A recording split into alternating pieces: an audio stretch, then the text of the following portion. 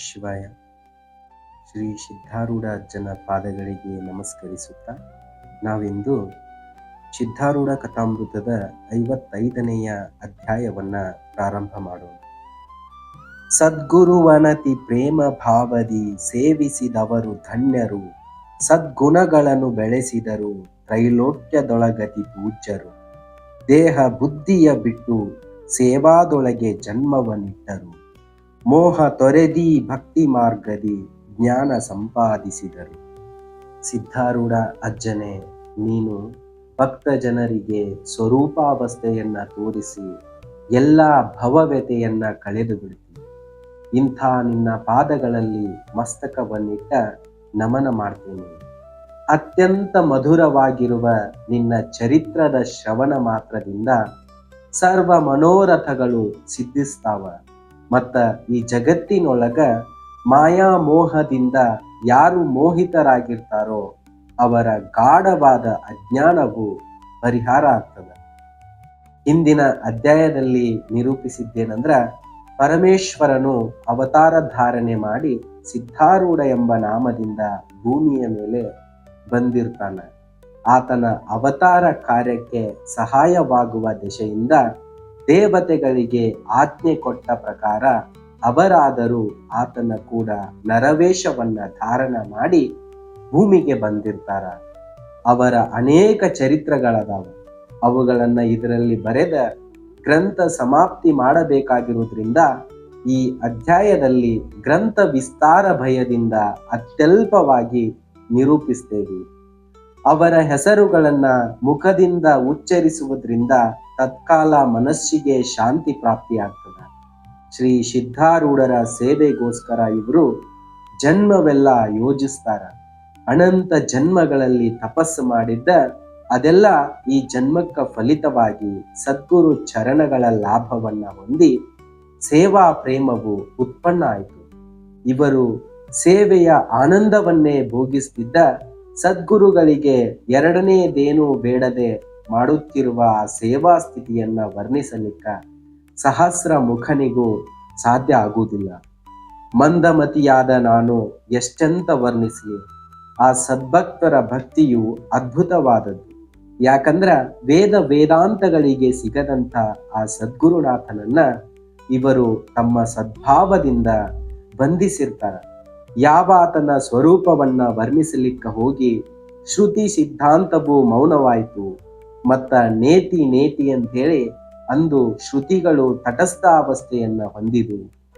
ಸ್ವರೂಪದಿಂದ ಅಂಥಾತನಾದ ಆ ಕೈಲಾಸನಾಥನು ಅಜ್ಞ ಜನರ ಉದ್ಧಾರಾರ್ಥವಾಗಿ ಸಗುಣ ರೂಪದಿಂದ ಸಿದ್ಧ ಸಮರ್ಥನಾಗಿ ಇಲ್ಲಿ ಅವತರಿಸಿದಾನ. ಆ ಸದ್ಗುರುನಾಥನ ಅನಂತ ಚರಿತ್ರೆಗಳನ್ನ ಅತ್ಯಾದರದಿಂದ ವರ್ಣಿಸಲಿಕ್ಕ ನನ್ನ ಅಲ್ಪಮತಿಯು ಸಾಲದಂತ ಇಲ್ಲಿಗೆ ಸಾಕು ಮಾಡಿರ್ತೀನಿ ಅಂತೇಳಿ ಹೇಳ್ತಾರೆ. ಸದ್ಗುರು ಭಕ್ತರ ಕೆಲವು ನಾಮಗಳನ್ನ ಸಂತೋಷ ಪಡಿಸ್ಬೇಕಂತೇಳಿ ನಾನು ಸದ್ಭಾವದಿಂದ ನಿರೂಪಿಸ್ತೇನೆ ಅಂಥೇಳಿ ಹೇಳ್ತಾರ. ಪ್ರಥಮದಲ್ಲಿ ಕೀರ್ತನೆಯ ಧ್ವಜವನ್ನೇರಿಸಿದ ಅನಂತ ಮಹಾರಾಜರು ಸದ್ಗುರುನಾಥರ ಸಮ್ಮುಖದಲ್ಲಿ ನಿಂತ ಕೀರ್ತನ ಮಾಡುವಾಗ ಭಕ್ತ ಜನರೆಲ್ಲರೂ ಪ್ರೇಮ ಕಲ್ಲೋಲದಲ್ಲಿ ಮುಳುಗಿ ದೇಹ ಬಾಣವನ್ನ ಮರೆಯುತ್ತಿದ್ರು. ಈತನು ಬಹುಕಾಲ ಸದ್ಗುರುಗಳ ಸಂಗಡ ನಿಕಟವಾಸ ಮಾಡ್ತಿದ್ದ. ಅವರ ಸೇವೆ ಮಾಡ್ತಾ ಗುರುಪಾದದಲ್ಲೇ ಕೈಲಾಸವನ್ನ ಹೊಂದಿದ. ರಾಮದಾಸನ ಕೀರ್ತನವಾದರೂ ಅದ್ಭುತ ಪ್ರೇಮದಾಯಕವಾಗಿದ್ದ. ಭಕ್ತ ಜನರಿಗೆ ನೇತ್ರಗಳಿಂದ ಅಶ್ರುಪಾತ ಮಾಡಿಸುವುದಾಗಿತ್ತು. ಇವನ ಕೀರ್ತನದಲ್ಲಿ ಆನಂದವು ಉಕ್ಕೇರಿ ಸದ್ಗುರುನಾಥರಾದರೂ ತಲ್ಲೀನ ಚಿತ್ತರಾಗ್ತಿದ್ರು. ಮಿಶ್ರಿಕೋಟೆ ಶಂಕರ ಶಾಸ್ತ್ರಿಯು ಪ್ರತಿ ವರ್ಷ ಕಾರ್ತಿಕ ಪೌರ್ಣಿಮೆಗೆ ಸಮಾಪ್ತವಾಗುವಂತೆ 7 ದಿನ ಭಾಗವತ ಪುರಾಣವನ್ನ ಪ್ರತಿಪಾದನ ಮಾಡ್ತಾರ. ಕೃಷ್ಣ ಶಾಸ್ತ್ರೀಯ ಭಾಗವತ ಪ್ರತಿಪಾದನ ಆದರೂ ಅತ್ಯಂತ ಪ್ರೇಮಯುಕ್ತವಾಗಿದ್ದ. ಶ್ರವಣ ಮಾತ್ರದಿಂದ ಸರ್ವರು ತಲ್ಲೀನರಾಗಿ ದೇಹ ವಿಸ್ಮೃತಿಯನ್ನ ಹೊಂದುತ್ತಿದ್ರು. ಸದ್ಗುರುನಾಥರು ಇವರ ಸೇವೆ ತೆಗೆದುಕೊಳ್ಳುವಾಗ ಬಹಳ ಆನಂದ ಪಡ್ತಿದ್ರು ಅಂಥೇಳಿ ಅವರ ನಾಮಗಳನ್ನ ಇಲ್ಲಿ ನಿರೂಪಿಸ್ಲಿಕ್ಕ ಸದ್ಗುರುಗಳು ಪ್ರೇರೇಪಿಸಿದ್ರು. ಬಾಬಾ ಕೃಷ್ಣ ಗರ್ದೆ ಇವನು ಶ್ರೀ ಸಿದ್ಧಾರೂಢರ ಮೇಲೆ ಅತ್ಯಂತ ಪ್ರೇಮವುಳ್ಳವನಾಗಿದ್ದ. ಅದ್ಭುತವಾದ ಸಿದ್ಧ ಕೀರ್ತಿಯನ್ನ ವರ್ಣಿಸಿ ಅನೇಕ ಕವಿತೆಗಳನ್ನ ಮಾಡಿರ್ತಾನೆ. ಇದಲ್ಲದೆ ಸದ್ಗುರುಗಳ ಮುಂದೆ ವೇದಾಂತ ಗ್ರಂಥಗಳನ್ನ ಬಹು ವಿಶದವಾಗಿ ಪ್ರತಿಪಾದಿಸುವಾಗ ಸ್ತ್ರೀ ಪುರುಷ ಬಾಲಕರಿಗೆ ಸಹ ಚಿತ್ತದ ಮೇಲೆ ಉತ್ತಮ ಪರಿಣಾಮ ಆಗ್ತಿತ್ತು.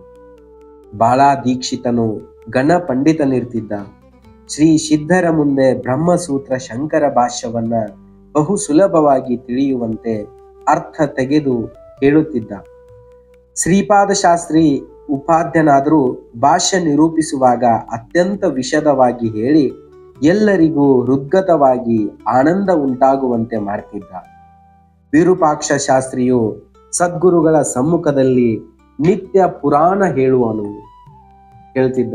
ಮಹಾಭಾರತವನ್ನ ಬಹು ಸುರಸವಾಗುವಂತ ಹೇಳಿ ಶ್ರೋತಾ ಜನರ ಮನಸ್ಸಿಗೆ ಸಮಾಧಾನ ಉಂಟು ಮಾಡ್ತಿದ್ದ. ಮತ್ತ ಪ್ರತಿಯೊಂದು ಉತ್ಸವದ ದಿವಸ ಅತ್ಯಾದರದಿಂದ ಕೀರ್ತನೆ ಮಾಡ್ತಿದ್ರು. ಸದ್ಗುರುಗಳಾದ್ರೂ ಸಂತುಷ್ಟರಾಗಿ ಆತನನ್ನ ಬಹು ಪ್ರೇಮದಿಂದ ನಡೆಸ್ತಾ ಇದ್ರು. ಗೋವಿಂದ ಸಂತ ಹಳಿಯಾಳ್ಕರನು ಮಹಾವೈರಾಗ್ಯಶಾಲಿಯಾಗಿ ತನ್ನ ಸ್ತ್ರೀ ಸಮೇತವಾಗಿ ಬಂದ ಸದ್ಗುರುವರನ ಸೇವೆಯನ್ನ ಮಾಡ್ತಿದ್ದ. ಆತನು ಸದ್ಗುರುಗಳ ಮುಂದೆ ನಿತ್ಯ ಕೀರ್ತನ ಮಾಡಿ ಉದರ ನಿರ್ವಾಹಾರ್ಥ ಭಿಕ್ಷೆ ಮಾಡ್ತಿದ್ದ. ಆಗ ಬೆಂಗಳೂರಿನಿಂದ ಭಕ್ತ ಜನರು ಬಂದ ಸದ್ಗುರುಗಳನ್ನ ಕುರಿತು ಪ್ರಾರ್ಥಿಸ್ತಾರ. ಹೇ ಪ್ರಭು, ನಮ್ಮ ಊರಲ್ಲಿ ಅನುದಿನ ಕೀರ್ತನೆ ಮಾಡುವ ಸಲುವಾಗಿ ತಮ್ಮಲ್ಲಿಂದ ಒಬ್ಬ ಸಜ್ಜನನನ್ನ ನಮ್ಮಲ್ಲಿಗೆ ಕಳುಹಿಸಬೇಕು. ಆತನ ಮುಖದಿಂದ ನಾವು ಕೀರ್ತನೆ ಕೇಳಿ ಉದ್ಧಾರ ಆಗ್ತೇವೆ. ನಿಮ್ಮ ಅದ್ಭುತವಾದ ಕೀರ್ತಿಯನ್ನ ವರ್ಣಿಸುವ ಉದ್ದೇಶ ಇತರ ಊರುಗಳಿಗೆ ಸಂತರನ್ನ ನೀವು ಕಳುಹಿಸಿದ್ರಿ. ಈಗ ನಮ್ಮ ಕಡೆಗೆ ಹಳಿಯಾಳ ಸಂತರನ್ನ ಕಳುಹಿಸಿಕೊಟ್ಟು ನಮ್ಮ ಮೇಲೆ ಕೃಪಾವಂತರಾಗ್ರಿ. ಈ ಪ್ರಕಾರ ಆ ಭಕ್ತ ಜನರ ವಚನವನ್ನ ಕೇಳಿ ಗೋವಿಂದ ಸಂತನನ್ನ ಕುರಿತು ಸದ್ಗುರುಗಳಂತಾರ, ಸಂತನೇ, ನೀನು ಬೆಂಗಳೂರಿಗೆ ಹೋಗಿ ಅಲ್ಲಿ ನಿತ್ಯ ಕೀರ್ತನೆ ಮಾಡುವಂಥವನಾಗು. ಜನರಿಗೋಸ್ಕರ ಸದ್ಗುರು ಕೀರ್ತಿಯನ್ನ ಹಗಲು ರಾತ್ರಿ ನಾಮಸ್ಮರಣವನ್ನ ಬೋಧಿಸ್ತಾ ಇರು. ಇದರಿಂದ ಅವರು ಉತ್ತಮ ಭಕ್ತಿಯುಕ್ತರಾಗಿ ಸಹಜವಾಗಿ ಉದ್ಧಾರ ಆಗ್ತಾರ. ಹಾಗೆಯೇ ಆತನು ಬೆಂಗಳೂರಿಗೆ ಹೋಗಿ ಅಲ್ಲಿ ಕೀರ್ತನೆ ಮಾಡ್ತಿರ್ಬೇಕಾದಾಗ ಸರ್ವ ಭಕ್ತ ಜನರು ಆನಂದ ಭರಿತರಾಗ್ತಾರ. ಅವರೊಳಗ ಸದ್ಗುರು ಭಕ್ತಿ ವಿಶೇಷ ಬೆಳೆದ ಸಮಸ್ತರು ಸದ್ಗುರು ದರ್ಶನವನ್ನ ಇಚ್ಛಿಸ್ತಾರ.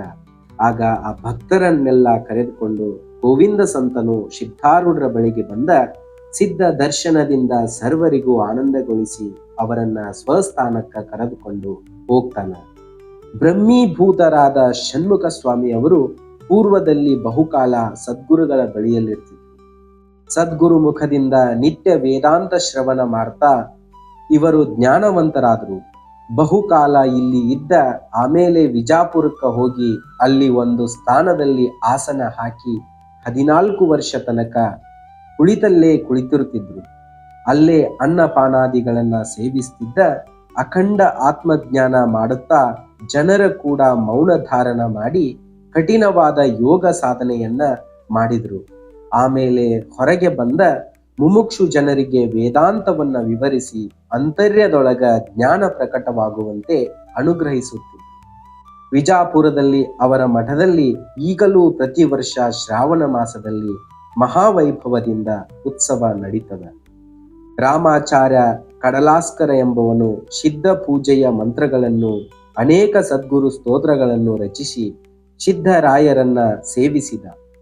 ಪ್ರತಿ ವರ್ಷ ಸಿದ್ಧಾರೂಢ ಸ್ವಾಮಿಯವರ ಬಳಿಗೆ ಸದಾಶಿವಪ್ಪ ಇಟಗಿ ಎಂಬಾತ ತನ್ನ ಭಜನೆ ಮಂಡಳಿ ಸಮೇತ ಉತ್ಸವಗಳಿಗೋಸ್ಕರ ಬರ್ತಿದ್ದ.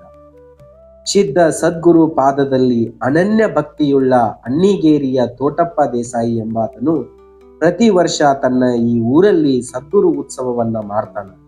ಬಹುಕಾಲದಿಂದ ಸದ್ಗುರು ಸೇವಾ ಮಾಡುತ್ತಿದ್ದ ಕಾಶಿನಾಥ ಪಂತ ಛತ್ರೆ ಎಂಬಾತ ಅನೇಕ ಮಂದಿಯನ್ನ ಕರ್ಕೊಂಡು ಇಲ್ಲಿ ಜಾತ್ರೆಗೆ ಬಂದ ಸರ್ವರಿಗೂ ಸದ್ಗುರು ದರ್ಶನ ಮಾಡಿಸ್ತಿದ್ದ.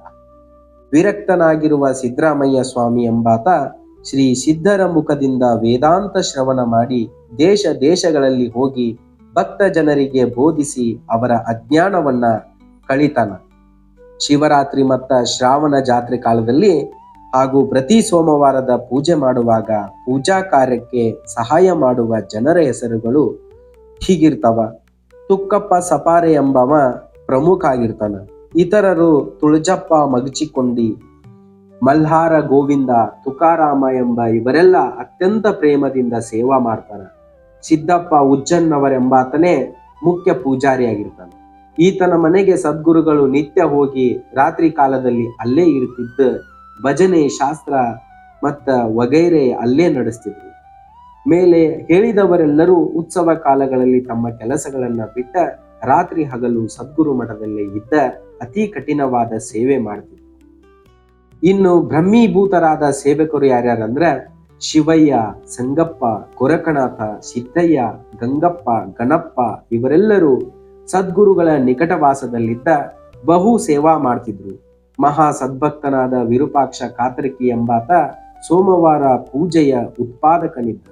ಇವನು ಬಹಳ ಮಂದಿಯನ್ನ ಕೂಡಿಸಿ ನಿತ್ಯ ಪ್ರಾತಃ ಕಾಲದಲ್ಲಿ ಸದ್ಗುರು ಸ್ಥಾನಕ್ಕೆ ಬಂದ ಕಠಿಣವಾದ ಸೇವಾ ಕೆಲಸಗಳನ್ನ ಮಾಡ್ತಿದ್ದ.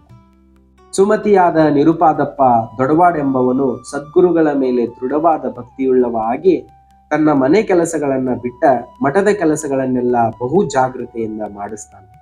ನಿತ್ಯ ಮಠದಲ್ಲಿದ್ದ ಸೇವಾ ಮಾಡುತ್ತಿರುವವರು ಯಾರಂದ್ರ ರಾಮಾನಂದ, ಮಂಗೇಶ, ಗೋವಿಂದ ಮುಂತಾದವರು ಬಹು ಸೇವೆ ಮಾಡ್ತಾರ. ಪಾಕಶಾಲೆಯಲ್ಲಿ ಕಠಿಣ ಸೇವಾ ಮಾಡುವವರು ಯಾರಂದ್ರ ಮುಖ್ಯವಾಗಿ ಶಿವಬಸಪ್ಪ, ರಾಚಪ್ಪ ಇವರು ತಮ್ಮ ಮನೆಯನ್ನ ಬಿಟ್ಟ ಇಲ್ಲೇ ಇದ್ದ ಅತ್ಯಾದರದಿಂದ ಸೇವಾ ಮಾಡ್ತಿದ್ದರು. ಶಿವಭಕ್ತನಾದ ಚನ್ನಬಸಪ್ಪ ಶೆಟ್ರ್ ಎಂಬಾತ ಸದ್ಗುರುಗಳನ್ನ ಮಹಾವೈಭವದಿಂದ ತನ್ನ ಗ್ರಾಮವಾದ ಮಂಟೂರಿಗೆ ಕರೆಕೊಂಡು ಹೋಗಿ ಪೂಜಿಸ್ತಿದ್ದ. ಆ ಸಮಯದಲ್ಲಿ ಹುಬ್ಬಳ್ಳಿಯ ಭಕ್ತರು ಸದ್ಗುರು ತೀರ್ಥದ ವಿನಃ ಅನ್ನ ಸೇವಿಸ್ಲಿಕ್ಕಲ್ಲ ಅಂತೇಳಿ 3 ದಿವಸಗಳ ತನಕ ಉಪವಾಸ ಕುಳಿತಿದ್ರು. ಆಗ ಸದ್ಗುರುಗಳು ಹುಬ್ಬಳ್ಳಿ ಭಕ್ತರ ಒಪ್ಪಿಗೆ ಇಲ್ಲದೆ ಇತರ ಗ್ರಾಮಗಳಿಗೆ ಹೋಗುವುದಿಲ್ಲ ಅಂತೇಳಿ ನೇಮ ಮಾಡಿದ್ರು.